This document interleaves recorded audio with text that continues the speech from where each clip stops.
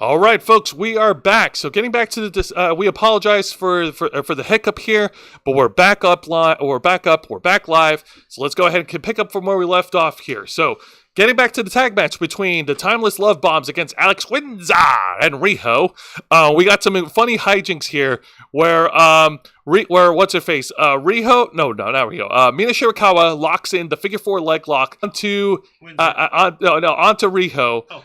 Yeah, and Timeless Tony Storm and Alex Windsor were getting inside the ring from the ring aprons, and they were trying to take turns to try to flip them over from the submission holds, and they just had, and it was just silly hijinks. It was silly hijinks. So reversal to reversal to reversal. Yeah, reversal to reversal to reversal to reversal.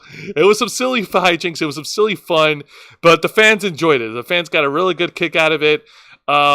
And yeah, that's what's her face. That's Riho locking in the Muda lock onto Mina Shirakawa. Oh shit! Yes. Okay, y'all have got to remember, Riho might look silly and dainty and tiny, but she can wrestle. I wouldn't call her silly. She just looks dainty and tiny and adorable. Silly. And silly, yeah, fine, whatever. But thankfully, the tag team chemistry of the Timeless Love Bombs would not go down so easily. Timeless Tony Storm was able to break up the submission hold to help out Mina Shirakawa, and then we got some. And then Timeless Tony Storm hit the Storm Zero onto Alex Windsor to pin and win.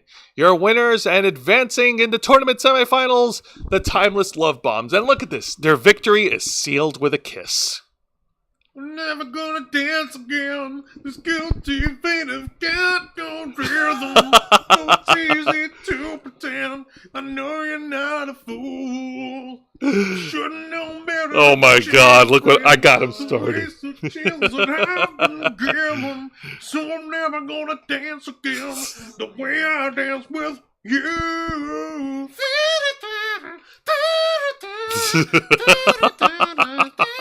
All right, Jesus. But yes, it was fun. It was funny. It was great. So good job with that. Good job to the ladies. Good job to the women. Yeah. All right. So entertaining, and we get character work, and the good guys continue on to the more popular good guys. Wow. Not to say that Riho and Alex Windsor aren't babyface, but like the more popular team that looks like it'd be more beneficial to be inaugural champions advanced. Okay, cool. Right, of course. So now let's. Yep, go ahead, show it. And it is the exciting segment of the night. Is actually a very brilliant, very short, but very poignant video package from the bastard Pac. The bastard Pac. The Death Riders? What? From one of the members of the Death Riders. See, Pac has a one-on-one match against Darby Allin set for AEW Full Gear. No shenanigans, no crazy stipulations, no crazy gimmicks, just straight up one-on-one wrestling. And in this video, Pac talked about how he destroyed Darby Allin by throwing him into a flaming table off the stage during Blood and Guts, and how Darby Allin, without all his bells and he's going to expose Darby Allin this Saturday and prove that he can't hang with him in the ring, and that for all of Darby Allin's extreme stunts, without all his toys, without his bells and whistles, Darby Allin is nothing compared to Pac. You see, you know what this is called? You know what this is called, Jose? Tell our viewers, storytelling! It's called storytelling, you morons! At the very least, with Pac trying to say this shit specifically about his opponent, he's showing something that the Death Riders ought to be showing, that they're serious guys, that they don't need to be hardcore to be like badasses and terrifying in the ring, that their technical prowess should be more than enough to make you shit your pants, or at the very least that their technical prowess is enough to make them a threat. But because you've got guys like Claudio Castagnoli, the Swiss Superman, because you've got Wheeler Yuta.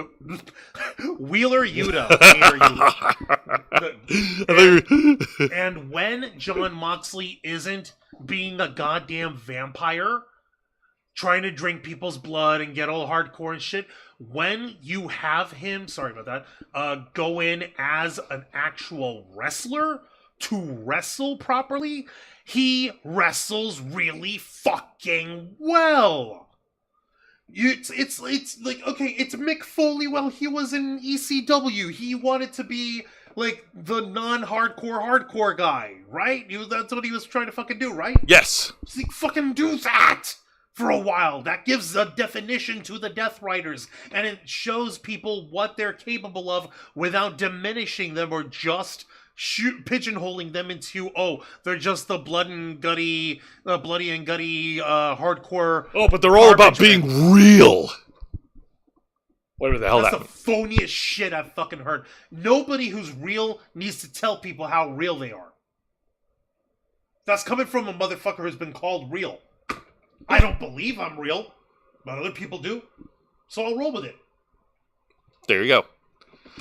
All right. Thank you, Pac. More of this, please. And speaking of rolling, we're going to go ahead and roll along. And this match I'm about to talk about here, about to get into a little bit of a rant. It should have been my pick for an exciting match of the night if it weren't for one fuck-up. And surprisingly, the fuck-up did not come from any of these two competitors. And this is another contest, and whoever wins gets inserted as the second man, number 2 spot for the Casino Gauntlet match at AEW Full Gear. It is a one-on-one match featuring Speedball Mike Bailey versus the gold standard Shelton Benjamin. All right, so this was an incredible wrestling match. These two guys are amazing. Speedball Mike Bailey excels incredible with his martial arts styles, with his incredible kicks and strikes, and his high flying abilities. And Shelton Benjamin with his being the powerhouse that he is, being the excellent technical wrestler. Yes, and the match was great. The match was awesome. Mike Bailey took Shelton Benjamin to task. Shelton Benjamin had the match won near the end, but after Mike Bailey laid out his entire onslaught of maneuvers, Shelton Benjamin laid out Mike Bailey with a super kick, and the referee, when he counted 1, 2, and then he fucked up by not counting 3 and be like, oh no, Mike Bailey's shoulders up, when they weren't. And that killed the fans! That fucking killed the fans! Why would you do that? Why? I have to muffle my fucking mouth because I'm screaming like a fucking... Why? Is it that bald idiot? I have to rewatch it, but I don't think it's the bald idiot. You're sure it was the fucking bald idiot? Because it sounds like the fucking bald idiot. But let me talk about this. So then MVP, and I think this part was a little bit of a shoot, because MVP then got up on the ring apron, tried to argue with the referee. Shelton Benjamin, he grabbed Mike Bailey, did a deadlift German suplex, did another super kick to pin and win. Your winner, Shelton Benjamin. But after the match, both Shelton Benjamin and MVP were pissed at the referee. That shouldn't have happened. What the fuck? Okay, MVP clearly went in and he rescued that botch by trying to take attention away from it in an unorthodox manner. That being said, yeah, hang that fucking referee. Hang him by his fucking nuts. Jesus Christ. Hang him by the balls. Throw the whole man out. Oh my god. God, that was infuriating. Like this match sounds like it was fucking brilliant. It's like no wonder if like the whole things of people being like the Hurt Syndicate being pissed off with the rest of AEW in the locker room, whatever. No fucking wonder if this is the amateur hour chuckle fuckery that they have to surround themselves with to keep their paychecks. Then yeah, I'd be pissed too. Let me look in the chat because I've got news from the audience. Let's see. Been around for a while, just being quiet. Matthew Coburn, thank you for that. Oh, you're fine, man. Let's see here. Wings of Eternal Night is saying, okay, back my loves. I have amazing news. My band, I officially signed with Nulm Records. We are in the studio recording our first American album. Yay! Good for you. That's awesome. Congratulations there to you, Wings of Eternal Night. And Vicente was saying, not sure I'd want Dynamite to go 3 hours. Even if Sarah Logan, Abaddon, and Alex Windsor are all borking in the ring, the show would almost be hard to watch. Yes, Pac's promo was good. His bottom line was, Darby, I can wrestle better than you. When the ref fucks up, the finish, wrestlers have to try it again. But hey, in this case, change the finish to a few new moves. Like, yeah. And this shit does not. And WWE is no exception. Their referees fuck up too. I'll give a recent example. I don't know how long ago, but this was during when Tiffany Stratton was WWE Women's Champion. It was a triple threat match between Tiffany Stratton, Nia Jax, and Jade Cargill. And the referee, I think her name was Aja Smith. Ooh. She fucked up the 3 count. No. And Tiffany Stratton got pissed off, and she had to do her finish again to pin Nia Jax. You gotta be fucking kidding. Oh, no. Referees fucking up in wrestling has no boundaries. It doesn't matter if you're AEW or WWE. If you're a ref, you've got just as much responsibility to stick to the shit as the wrestlers do. Otherwise, you might as well be wearing a red shirt and a pink slip to your back because you will be fired. Please don't do that fucking gross voice anymore, Jose. He is not welcome in this house. Okay, fine. But now let's move on to the really bad segment of the night, and this is no, because this match was excellent minus the fuck up there at the end. It could have been great. It could have been great if it weren't for that fucking referee. All right, so this segment. This backstage segment features a what's her face, Lexi Nair moderating a back and forth talk exchange between the TNT champion Kyle Fletcher and Mark Briscoe. They've agreed to no contact before their match at Full Gear. But I can see here that Don Fallis, Kazuchika Okada, and which luchador is this? Hechicero. Oh, it is Hechicero over here. Kyle Fletcher has a no contact rule against you, but we don't. Wah, wah, wah, wah, wah, wah, wah. Yeah, okay, so let's talk about the top picture first. So yeah, Kyle Fletcher and Mark Briscoe, they talk to each other, and Kyle Fletcher is pretty much like gloating. He's oozing with confidence because if he wins, Mark Briscoe has to join the Don Callis family as their servant, and then Mark Briscoe talked back and saying like, "Hey man, don't you dare talk to me about family. You don't know anything about family," and how he represents an incredible family in the Briscoes, and how he considers the conglomeration, you know, that random group of random wrestlers in AEW that he's part of. He considers them family, and sorry,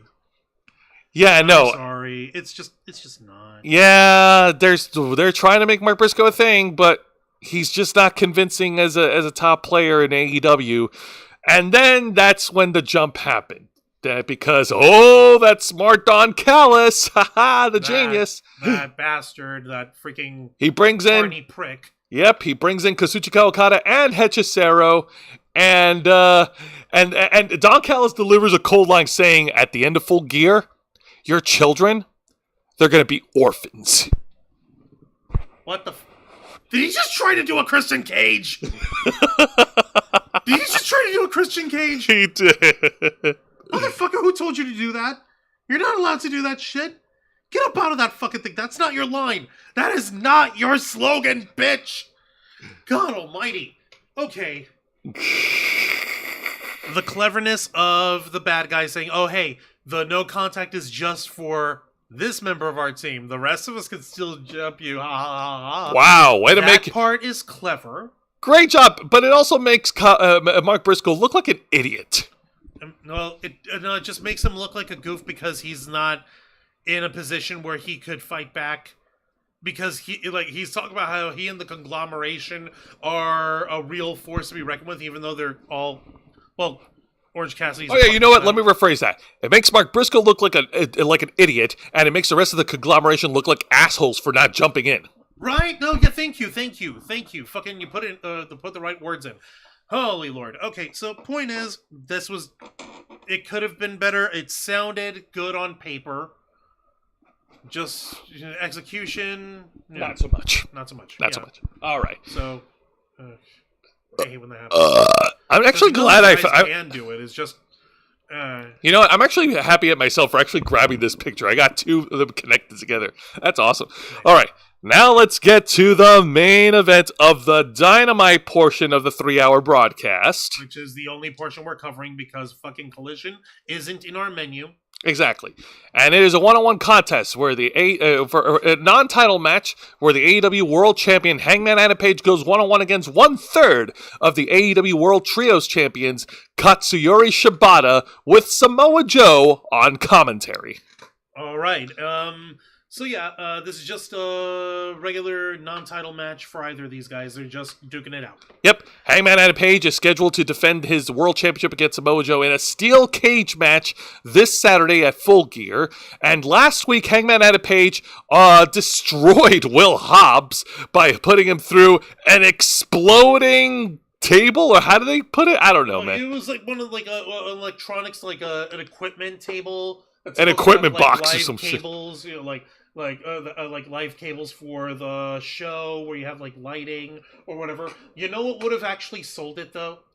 Since we didn't get a chance to mention that, what would have sold it for the rest of the night is if you had parts of like the stage lights stay out, or part of the ring light, like the lights over the ring, like stay out for the rest of the night. Oh, from last week? Yeah. Oh, yeah, that's true. That's supposed to be like, oh, it's part of the production cabling or whatever. Like, okay, if it's part of that stuff, make the rest of your surroundings reflect that. If it's just a box with explodey boxes in it, then what's it fucking doing there? Why would you bring that here? Is that part of the production? Does it have any function? Is it something that's valuable to the show being able to be produced? If it's supposed to be quote-unquote part of the rest of the production equipment, then you sell that part of the production equipment stays off for the rest of the night because those boxes get boom boom. That's true. All right? But regardless, after that match last week on Blood and Guts, Hangman Adam Page challenged Samoa Joe to a steel cage match. So now the Ops are down by one guy, but can Katsuyori Shibata avenge his fallen comrade? We'll talk about it. So here we go. Hangman Adam Page and Katsuyori Shibata. Katsuyori Shibata is one of the best strikers from New Japan Pro Wrestling. Of course, he starts off by kicking the shit out of Hangman Adam Page in the middle of the ring. And you can see Hangman Adam Page, he's sporting the bandages on his midsection from last week's False Count Anywhere match. Oh no, he's still hurt. Yeah, he's still hurt. He's still wrestling hurt, so that's another part that's come into play for this match. As Katsuyori Shibata not only hits a series of strikes against Hangman Adam Page, but he also targets the midsection, hitting him with a lot of kicks and a lot of shots right to the gut, just weakening the man. All while Samoa Joe is laughing it up and just enjoying being on commentary. So it's just Joe laughing and goofing on the Hangman while Hangman's getting his literal shit kicked in by Shibata. Yes. Oh, while also trying to put over Katsuyori Shibata as a threat. Okay, so he's doing proper color commentary then. Yeah, like his time in Monday Night Raw. You mean like a color commentator? Yeah. Like someone who should be in commentary and knows how to talk. Pretty much. Hey, Juan, remember the time when Samoa Joe was on commentary for WWE? So not Excalibur. Not Excalibur. Ever. At all. Yeah. If only, in a perfect world, yes. All right. But let's go ahead and continue talking about this match. So here we go. So, of course, enduring the punishment against him, Katsuyori Shibata then doubles down on the punishment, tries to ground him with submission holds here. You could see Shibata trying to lock in the ankle lock to take away Hangman's ability to take away a lot of Hangman's offense. I mean, he needs the legs. It's part of his offenses. How else can he do his moonsaults or his buckshot lariats? If he's got weak legs, then he's going to hit it poorly like CM Punk. Ow. I'm sorry, but listen, I understand, and that was a fair shot to take. That didn't mean it doesn't hurt. All right. But of course, Hangman Adam Page prevails, was able to fight back against one of Japan's greatest strikers. He was able to fight off against the onslaught of Katsuyori Shibata. Eventually, he connects with the buckshot lariat to pick up the victory. Your winner, Hangman Adam Page. And then after the match, he gets on the mic. And he's apparently tapping into his inner Ken Shamrock with those crazy eyes of doom. Well, yes.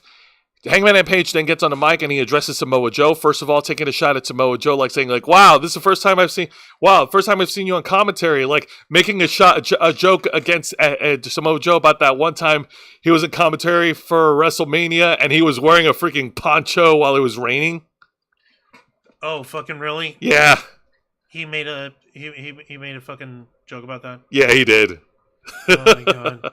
They're never gonna beat the fucking allegations of being bush league with that kind of shit.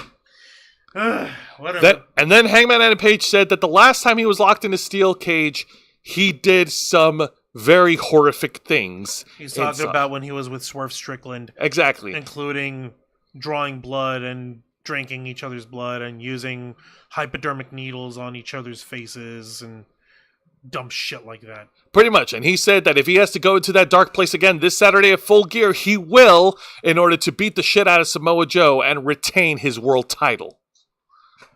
How do you get a hypodermic needle in there to begin with? What was in there that it was there for? What was it? What was the purpose of it being there? The needle? It was so stupid. It was too much. It was egregious. It doesn't make sense. You want to know the only possible way it could ever make sense? You would have to first take the cage element out of the match. Secondly, you would need to have over at the timekeeper's table, you would need to have like a fucking first aid kit somewhere nearby, some kind of shit. And you'd be like, "Hey, no, what are you doing?" And freaking yank it away. And that's when you you go the first aid kit, you unzip it, you freaking pull fucking bandage out, you fucking pull junk out, and then you pull out and you see that's where you find the hypodermic needle or whatever. See, there you go. I just fucking fixed the needle problem. How you can make it make sense. The problem is, it doesn't work if you're stuck in a steel cage. Sorry, Juancho, no matter how many bright ideas you try to save, it's not going to help move the needle. I just gave it to them. I just gave it for free. I just gave it for free $99. The best price of all time. Did you say free 99? Free 99. Okay?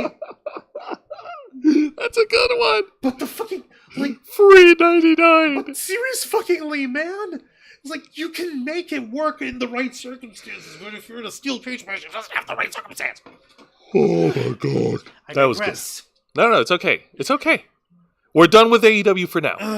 Let's go ahead. Look in the chat before we do. Yeah. Vicente was saying, when the refs fuck up the finish, wrestlers have to try it again. But hey, in this case, change the finish to a few new moves. Back a Royal Rumble in the late 90s. X-Pac versus question mark. Referee accidentally counted to 3 on a random move, then smart crowd chanted, "You fucked up." Other than Wardlow out being torn pecs, Brian Cage had a surgery not long ago. Okay, that's good. At least Brian Cage has got his groove on. Yeah, and Hassan saying that was nasty. Yeah, no, it can be wild, man. It can be fucking wild. Yes, it can. Now, before we go into this week's edition of TNA Impact, we are going to talk about the main event of this year's TNA pay-per-view event, TNA's Turning Point. And this year's TNA's Turning Point, they returned to Full Sail University in Orlando, Florida. Yay! Let's see how well this. Oh my god, this is a tiny ass graphic. Yeah, you're gonna have to. There we go. Too big. Okay, fine. What? It's too big. Give me a freaking break. Okay. And. There. All right. Now, the advertised main event for TNA's Turning Point this year is a tag match, player. Holla. That's right. And this was, and it was supposed to be a tag match, but there are some very awful circumstances that happened. So let's talk about this. The tag match is now scheduled. It's supposed to be the team of Mike Santana and the TNA International Champion Steve Macklin going up against the team of Frankie Kazarian, the new TNA World Champion, which, by the way, I'm still trying to process that, and Nick Nemeth, who is the Call Your Shot Gauntlet trophy holder. Now, okay. This is loaded, but let me explain. All right, so on last week's edition of Wrestle Rewind, or rather, we tried to talk about it. We didn't get a chance to talk about it.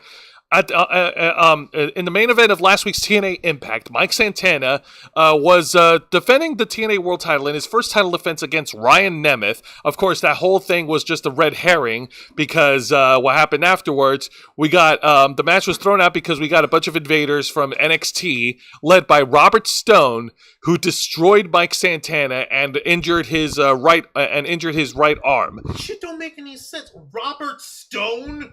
He led the crusade. He brought the guys in. He's still managing, or did he go in the ring? He went in the ring too. No, fighting, or was he in his fucking stupid little? He was fighting and in his stupid little suit. You fucking serious? Robert Stone? Yes. Where did he get the stones for that? I don't know, but after that shit happened with Mike Santana weekend. Frankie Kazarian and Nick Nemeth was attacked backstage by the NXT guys. So Frankie Kazarian saw an opportunity, used the cashed in his Call Your Shot Gauntlet trophy, and he defeated Mike Santana and became the new TNA World Champion. And that caused a lot of outrage, a lot of backlash by the wrestling fans because Mike Santana just won the title at Bound for Glory. This feels like a pattern. Why is it that Latino fucking champions can only hang on to the title for so long before having to drop it to another white boy?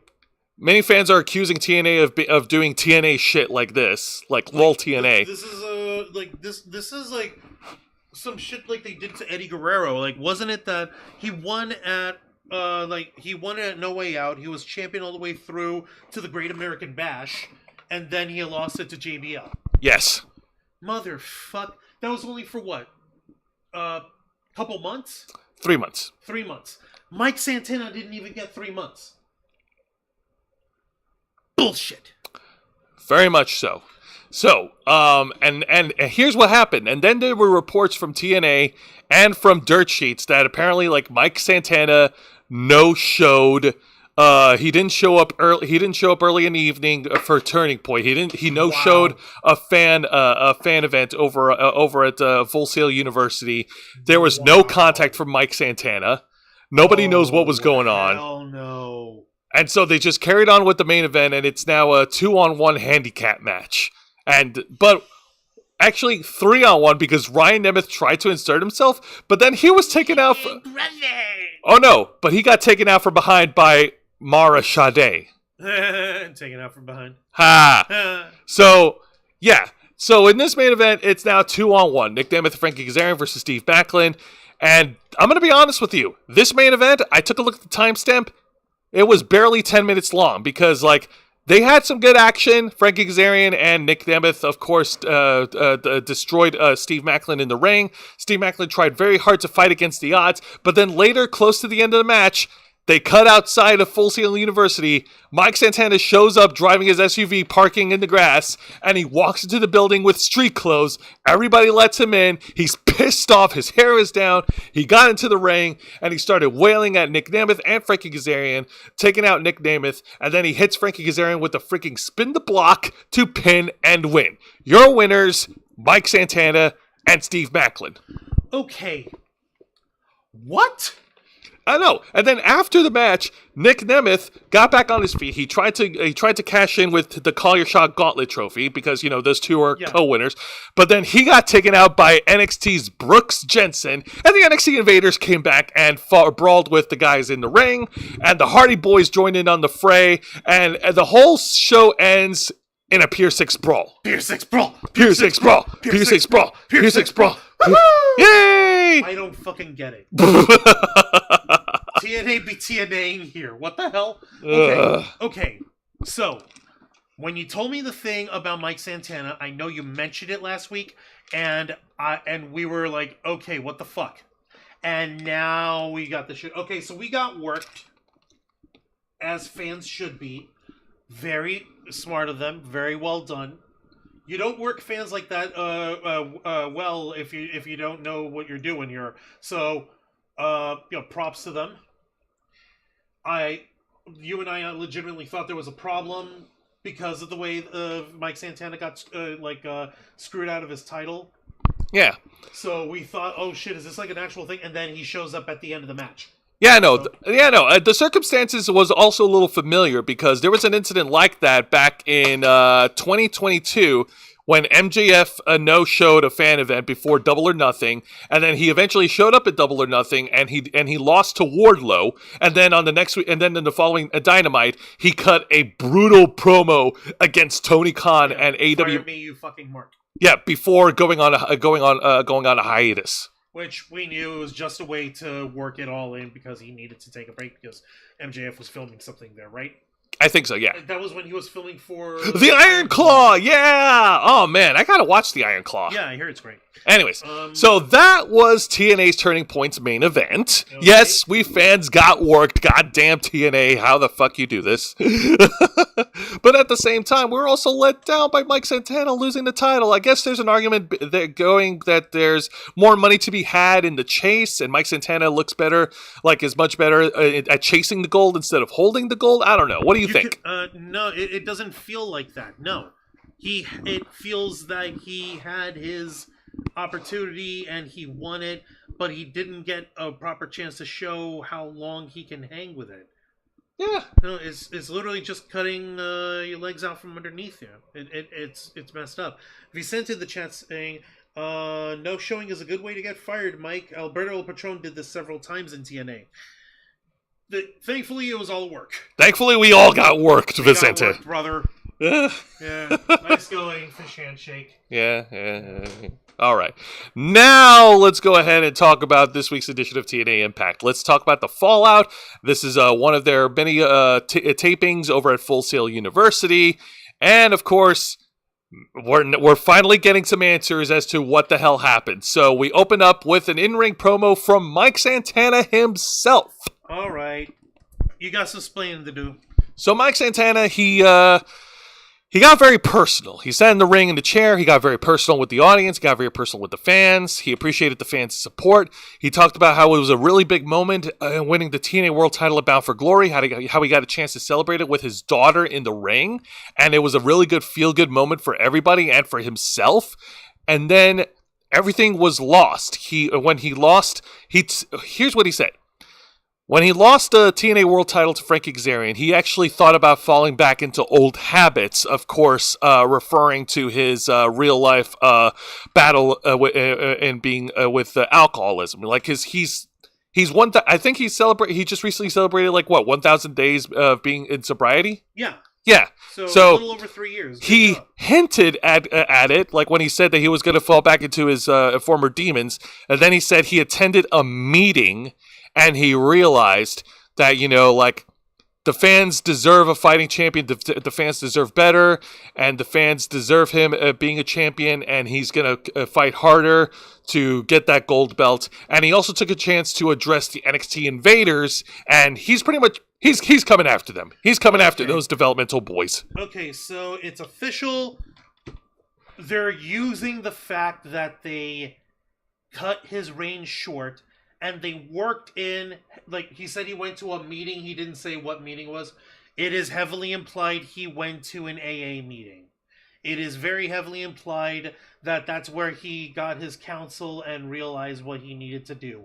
So we're left to put the pieces together, and now we have the image of, okay, the audience, feel that Mike Santana got his reign cut short and it was unfair and it's brutal. Mike Santana agrees with you, and he's using his real life experience of his battle with sobriety and maintaining his sobriety and trying to fold that in for him, saying, I promise you I will be champion once again, and it will be because I faced it with you guys by my side because we both agree that I got shafted.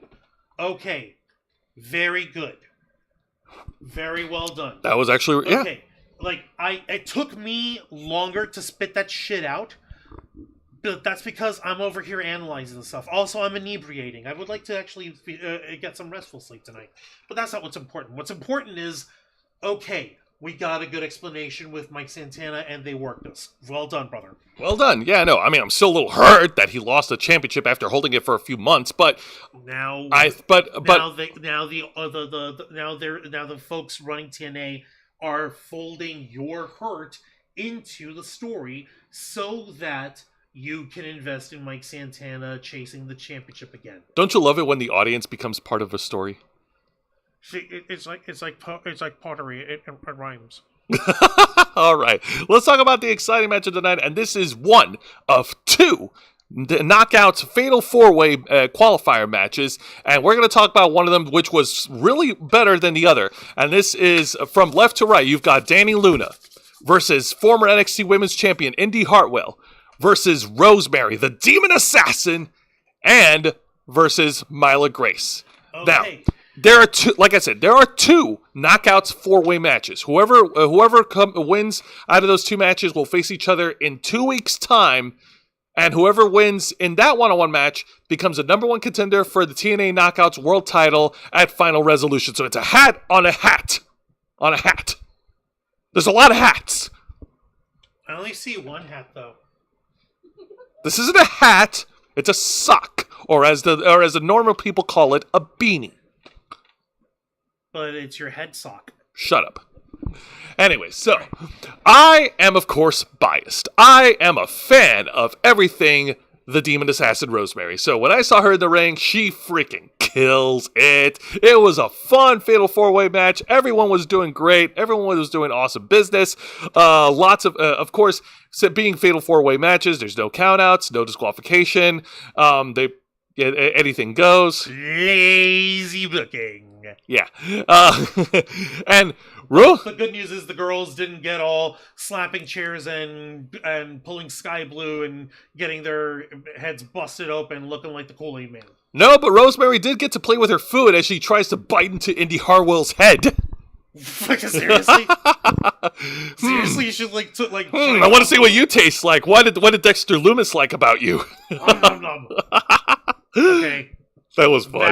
That was funny, but also, what the fuck? Oh no! As we later get into the match with all the carnage happening, the weapons do come into play. Oh boy! Rosemary did grab a metal chain, and she was going to use it as a weapon, but then Myla Grace, from behind Rosemary, throws her face first onto the ring post at ringside, and Dani Luna, she grabs the chain, wraps it around her fist, then grabs Indy Hartwell, and then clocks her in the face with it, and Dani Luna was able to pin and win. So you're a winner and advancing to the number one contenders match in 2 weeks from now, Dani Luna.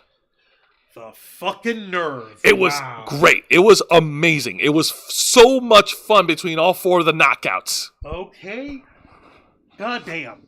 Oh no, I also wanted to point out that there was a brief moment where the fans were split and they actually caused Indy Hartwell to, I guess if you want to call it break character, but she just like was weirded out. Like the fans were chanting, "Let's go Indy Rosemary," and then she's like, "What?" Oh no, she's not breaking character. That's her being like, "Wait, seriously?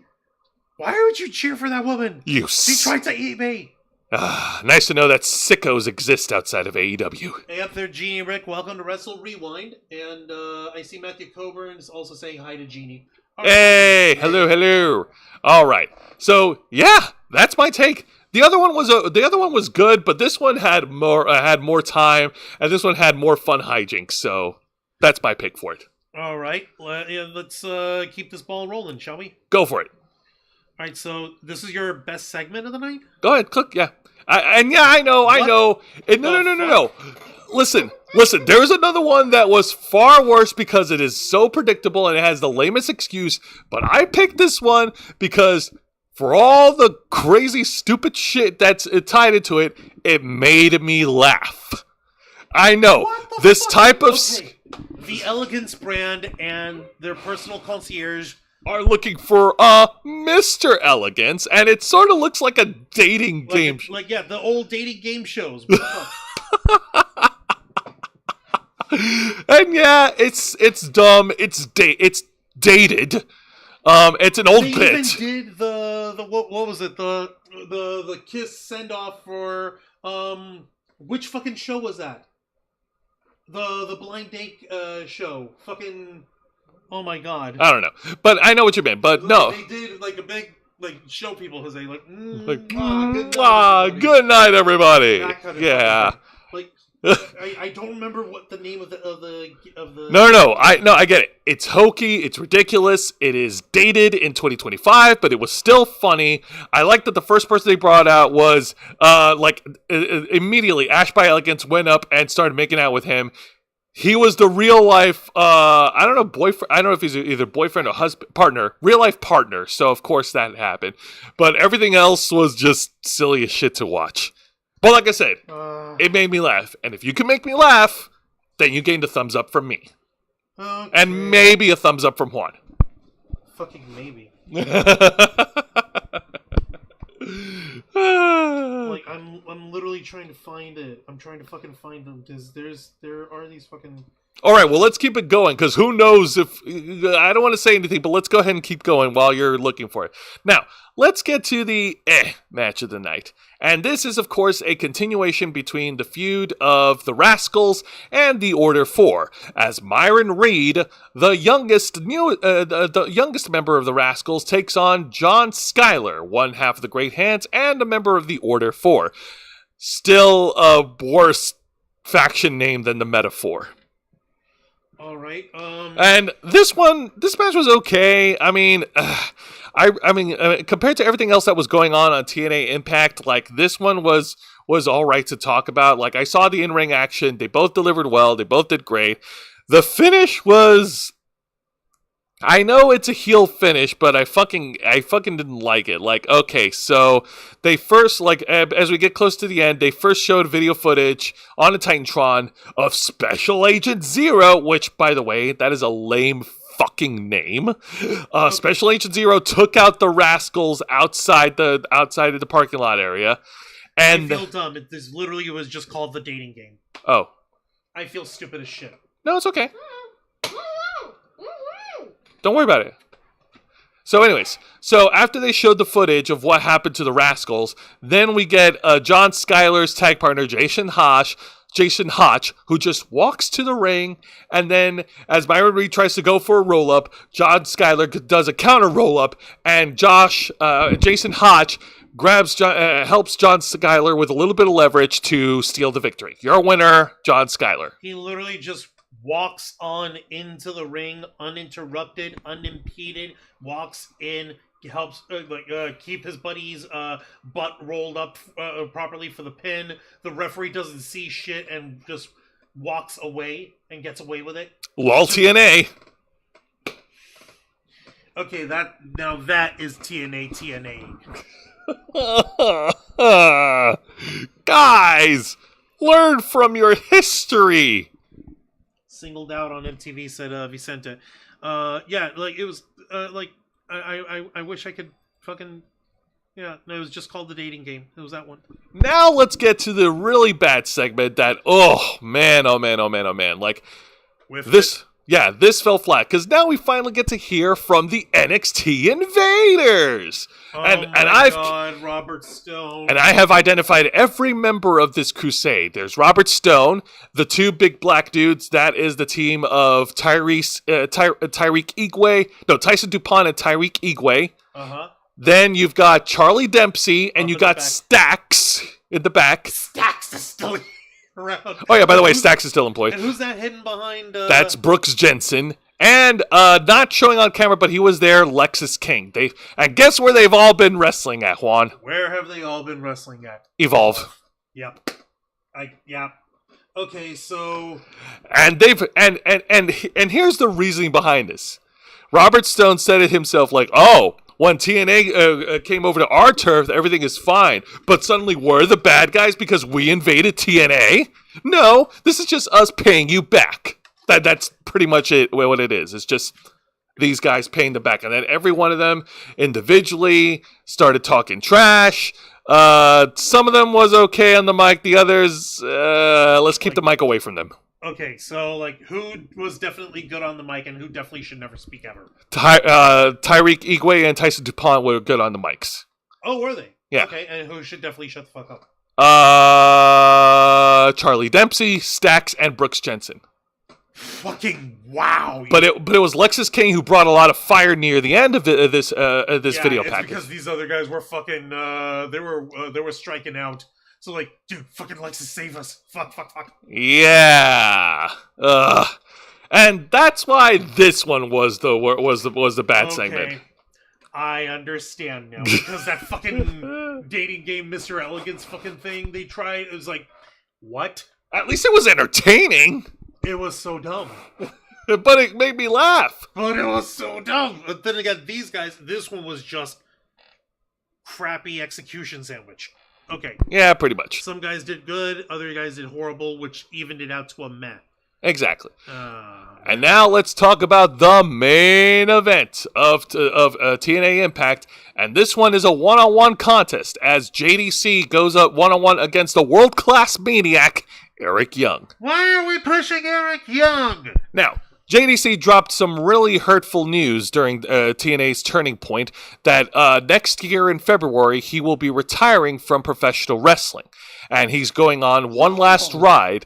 And then in an earlier... This is the last dance of the Dirty Dango JDC. Pretty much. Oh my god, no. Now, in an earlier backstage segment, Santino Marella JDC confronted Frankie Kazarian and called him out on not being an actual real-world champion. And Santino Marella was there too, and Santino booked a match, JDC versus Eric Young. Whoever wins gets to challenge Frankie Kazarian for the TNA World title. Oh, no. So, this match was pretty fucking awesome. Eric Young and JDC were great in the ring, and Frankie Kazarian was just being a shit heel on commentary. And there was at one point where JDC did a high flying like tope suicida on Eric Young at ringside, and then he gyrated like he did his like pelvic twist in front of Frankie Kazarian. And I love Kazarian. He was like, "Oh, what the hell are you doing, man? That's disgusting. You're married." I know, you still want some of the dango here, bitch? Oh my god. Eric Young, of course, was able to regain control of the match when we got back from commercial break. He tried to hit the spike pile driver on JDC, but JDC was able to reverse it. And then this is where things get a little weird, because like JDC then grabs Eric Young. At first, I thought he was going to hit him with the Alabama Slam, but then he planted Eric Young on the top turnbuckle. It looked like JDC was going to go for a superplex, but then they stayed bent. They stayed hunched over. And Jose and I thought for a second that this was a botch. Yeah, because they then it looked like both of them were starting to fall out. But it turned out what happened is Eric Young tripped JDC, JDC's legs out from underneath him, which caused him to straddle the two ropes and caused him to drop. And it looked like it was a botch only because Eric Young had a little trouble with his balance after executing that. But that was meant to be how they continued, because they either that was a mistake and they covered for it very quickly, or it wasn't a mistake and they're about to build on it. Exactly. So yeah, to the naked eye, it looked like a botch, but kudos on you, Juan, for spotting that calculation. Thank you. Of course. I have good eyes. Of course you do. Now, seeing an opportunity to capitalize, Eric Young gets back over to the top turnbuckle, but JDC was able to toss him over his shoulders back into the canvas, and then JDC got onto the top rope, and he hits the last dance leg drop to pin and win. You're a winner, and challenging for the TNA World title, JDC. Holy shit! Yay! Okay, literally, I did not know that Dango was about to fucking retire. This is news to me. OMG. Why am I caring this much? He was brought in as a Dancing with the Stars gag. Summer Rae has had a more fulfilling career outside of pro wrestling after that, man. What is she even doing? I have no idea, but, I mean... It was meant to originally be a joke. You remember? I remember. Like the whole thing in Chris Jericho and fucking Fandango and shit. Oh yeah, Fandango pinning Chris Jericho at WrestleMania because that helped him. Yeah, no, it did, and that got him automatically over. Everyone was dancing his song. Yeah. So they just couldn't keep building from there. But yeah, being able to see, I guess what it is, because like WWE pretty much saw this act and thought that it was going to be a short term, that it didn't have a long shelf life. For the love of God, what the hell? Point is, JDC managed to make some decent chicken salad out of the chicken shit that he was dealt in the later half in his career. But I'm glad to see that how he was building up with the system, how he had this I hate wrestling shit, and now with him actually retiring very soon. That actually makes all of this stuff feel like, okay, he's had a good run. He's wrapping up on a good note. Exactly. And the chat sent it was saying, with the camera that close to it, it looks like the NXT guys were going for a Gangsta's impression, the Smoky Mountain version, bad Gangsta's impression too. Yeah, no, there's just some camera work that doesn't translate anymore in 2025. Yeah. There's some artistic techniques that are a little too dated for their own reference. Exactly. Sorry. Now, Juan, ring that bell. Don't mind if I do. All right, so final thoughts on this week's TNA Impact. So, as far as the Fallout goes, great opening segment for Mike Santana. I like the way that I like this new chapter that they have unraveled in this story. And they wove it in very well. They wove it in very well with his character, with his story of keeping him the underdog guy who's still struggling, who's still fighting. I don't think it was necessary. They should have given him a longer time. That being said, they managed to recover from it well enough. But how is he going to fit into this picture with Frankie Kazarian and with JDC now?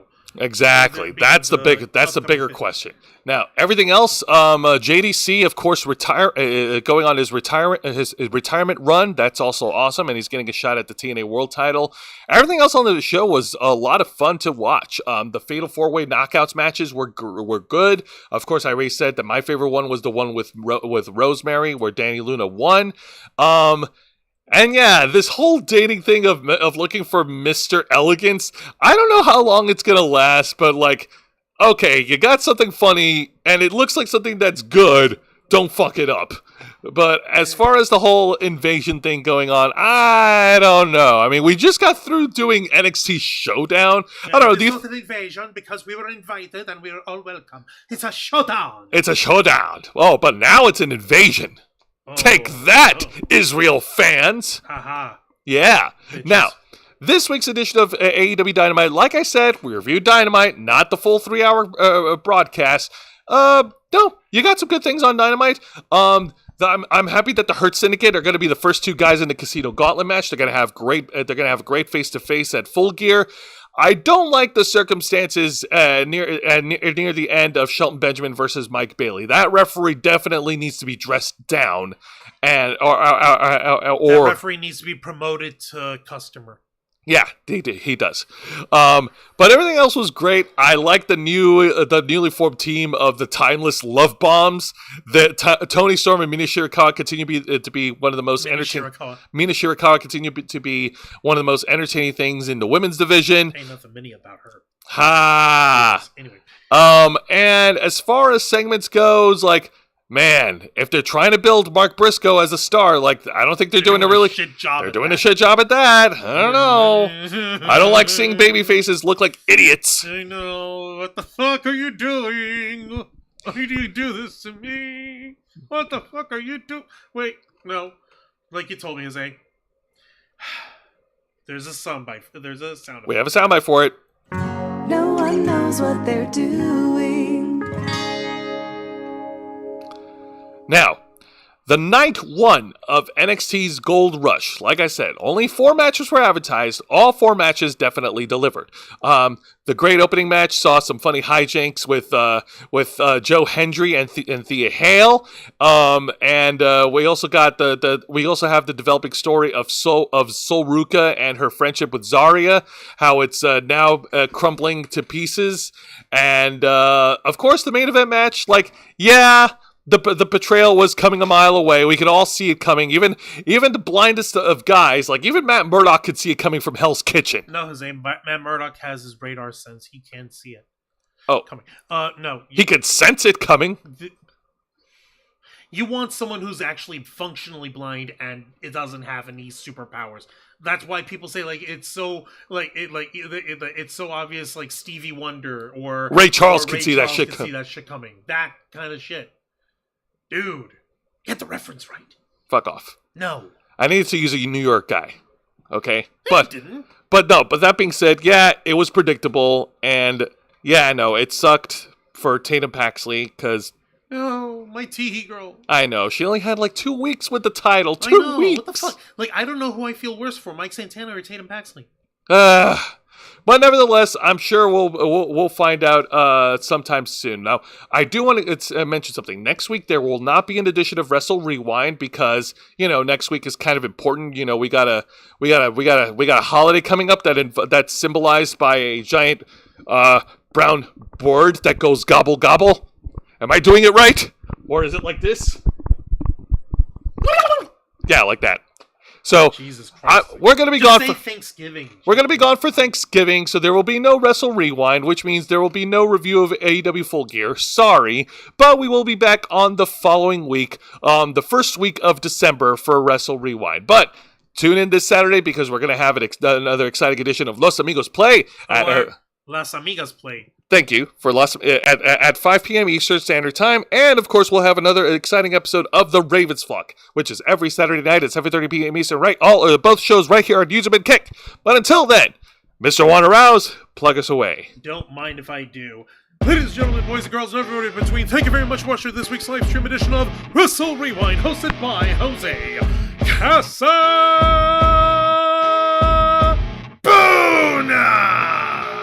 as he reviews for you the best and the worst of 3 of the most exciting professional wrestling programs in North America today: WWE's NXT, AEW Dynamite, and TNA Impact. 7th of the Ring every Thursday night at 10 p.m. Eastern Time, live, simulcasting on YouTube and Kick.